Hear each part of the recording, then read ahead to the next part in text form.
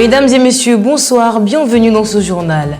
À la une de ce journal, Nations Unies, Côte d'Ivoire, diplomatie, le président de la République, Alassane Ouattara, est arrivé à New York pour la 77e session de l'Assemblée générale des Nations Unies.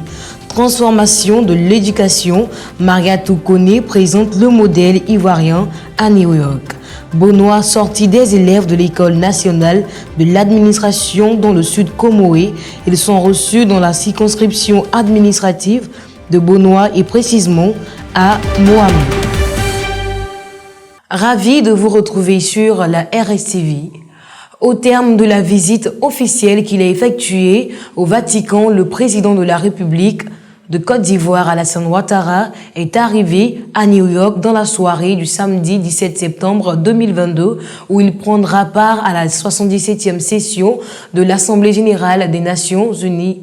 Le commentaire avec Yapi et... Au cours de cette session, le président de la République prononcera une allocution à la tribune des Nations Unies le mercredi 21 septembre 2022 dans laquelle il présentera la vision de la Côte d'Ivoire sur la situation dans le monde et l'engagement du pays en faveur des thématiques importantes, notamment la sécurité internationale, les droits de l'homme et les changements climatiques. Le président de la République, Alassane Ouattara, aura également un entretien avec le secrétaire général des Nations Unies, M. Antonio Guterres, et prendra part en compagnie de la première dame à la réception offerte par Joe Biden, président des États-Unis, et son épouse, en l'honneur des chefs d'État, des délégations et leurs épouses.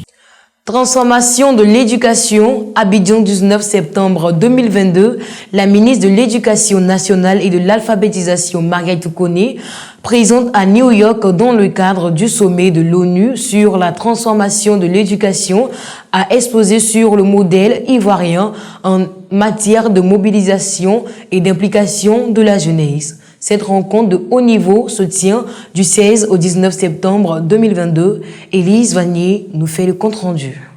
Madame Koné a indiqué au cours de son intervention que cette implication des jeunes s'est matérialisée davantage lors des États généraux de l'éducation nationale et de l'alphabétisation, EGENA, organisés depuis juillet 2021 en Côte d'Ivoire. Elle a souligné que les EGENA ont été conçus avec et pour les jeunes. Ils ont été impliqués à toutes les étapes et dans toutes les régions du pays au regard de l'importance de leur participation pour reformuler l'enseignement en tenant compte de leurs aspirations et besoins. La ministre a fait savoir que la question de la jeunesse est une priorité pour le président de la République, Alassane Ouattara, qu'il a inscrite au cœur de l'action gouvernementale. Dirigée par les jeunes, la première journée de ce sommet mondial consacré à la mobilisation a permis de transmettre leurs recommandations pour la transformation de l'éducation. En chanson ou avec des discours, les jeunes ont donné de la voix pour leur implication dans les prises de décision. Les recommandations ont porté sur plusieurs points, notamment les politiques sensibles aux questions de handicap pour prendre en compte les besoins individuels de chaque élève, éliminés par les stéréotypes et bien d'autres. Intervenant au nom de la jeunesse ivoirienne, Yasmine Sibaili a salué l'implication des jeunes en Côte d'Ivoire ainsi que le leadership de la ministre Mariatou Koné. Le secrétaire général de l'ONU, Antonio Guterres, a pris des engagements au cours des travaux. Selon lui, il faut intégrer les jeunes dans les mécanismes de prise de décision. Le combat sera long, mais l'ONU est résolue à aller dans ce sens, a-t-il conclu. Ce sommet qui prendra fin lundi par la journée de réunion des dirigeants abordera plusieurs thématiques nécessitant des actions de grande envergure pour accélérer l'agenda 2030 de la transformation de l'éducation. Poursuivons ces informations dans le sud Comoé Benoît. Le vendredi 16 septembre 2022, les élèves de l'ENA et précisément ceux de la filière administration générale ont effectué une visite de classe dans la sous-préfecture de Benoît. Cette visite s'inscrivait dans le cadre du cours de gestion d'une circonscription administrative. Ce fut par eux une occasion d'apprentissage. Kassoum Ouedraogo.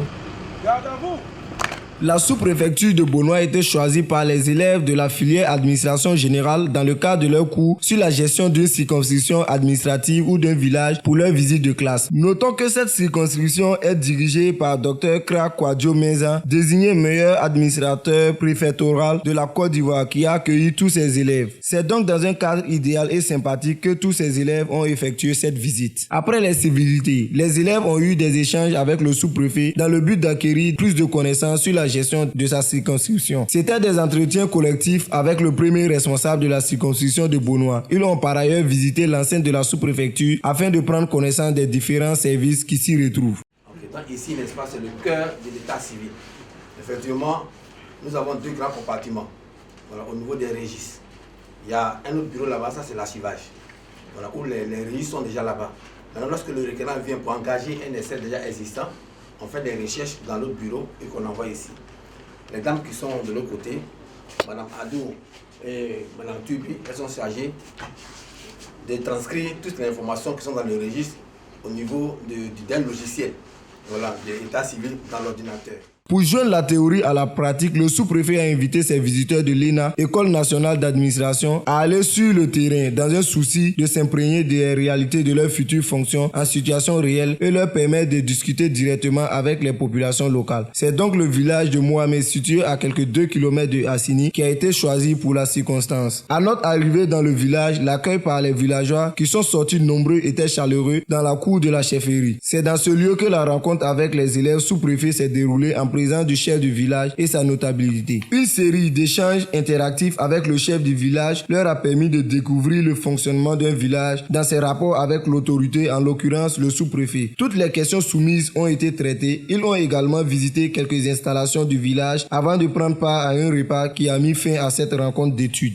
Nous terminons ce bulletin d'information avec l'international en Afrique du Sud, des tiges de roseaux à la main et les seins nus. Des milliers de jeunes filles se sont présentées samedi devant le roi des Zoulous pour la traditionnelle danse des roseaux qui permettait autrefois aux chefs de la plus grande ethnie d'Afrique du Sud de choisir ses épouses. Ekouyapi en commentaire. Le rythme interrompu en raison du Covid est circulaire. Chaque mois de septembre, qui marque le début du printemps dans le pays d'Afrique australe, les jeunes filles de l'ethnie convergent des 4 coins du pays vers la petite ville du Mongouma, fief zoulou de la province de KwaZulu-Natal, sud-est ouvert sur l'océan Indien. La légende veut que si la jeune fille n'est pas une véritable vierge, le roseau présenté au roi ne restera pas dressé vers le ciel. Le pays compte 11 millions de Zoulous, quasiment un Sud-Africain sur 5. La plupart des jeunes femmes sont arrivées la veille en groupe placé sous l'autorité d'un chaperon, une femme plus âgée. À l'aube, elles se sont lavées dans la rivière en contrebasse pour purifier leur corps. Les pieds dans l'eau peu profond, Amal Sangé, 16 ans, plonge ses mains dans le courant froid. Je n'arrive pas à croire que ça arrive enfin, confie-t-elle qui participe à la danse pour la première fois. Je voyais les filles plus âgées aller à